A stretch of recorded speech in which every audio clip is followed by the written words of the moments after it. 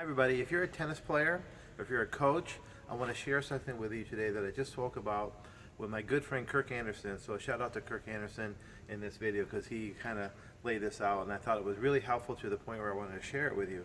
So think of everybody that's on a team, or maybe you're going to go through tryouts coming out soon, or just general tennis in general. So I want you to think about two axes. This is a skill axis, high skill and low skill. I got four quadrants here. And on this axis, we have motivation. Low motivation, high motivation, okay? So high skill, low motivation, high motivation. So you're gonna fall as a player into one of these four categories. I wanna just quickly touch on them.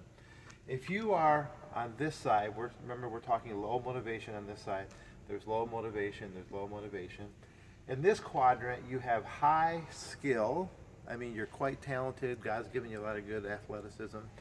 That's what that means. But your motivation is low. You don't work hard, you're not super organized, you don't get after it.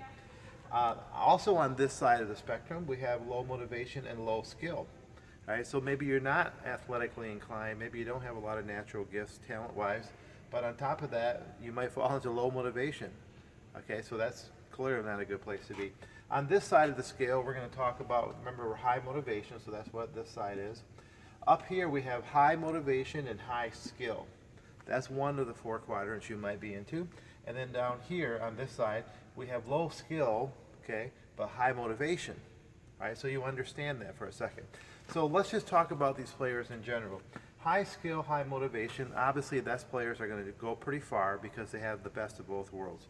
Over here, low skill, these players aren't naturally gifted, but they try like crazy. Their motivation is through the roof. As a coach, I can tell you, these are the kind of players you want on your team. That's the kind of players we love. So if you're a player, think about that. All right, over here on this side, high skill, but low motivation. This is the type of players that coaches look at as a waste. Like they feel sad, like, man, that kid has got so much talent and he's just wasting it. You can probably think of players on the pro tour even that might fall into that category. Some people would say Kyrgios would fall in that category, stuff like that.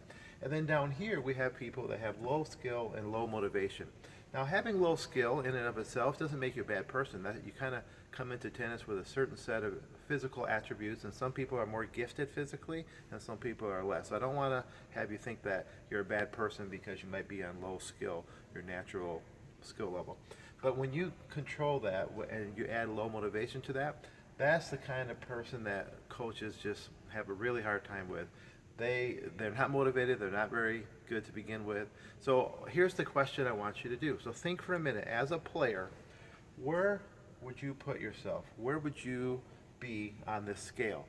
All right, so think about that for just a second and be honest with yourself. You know, which of these four quadrants do you fall into? All right, so you got that answer. Okay, now here's the follow-up answer. Where would your coach put you on this scale?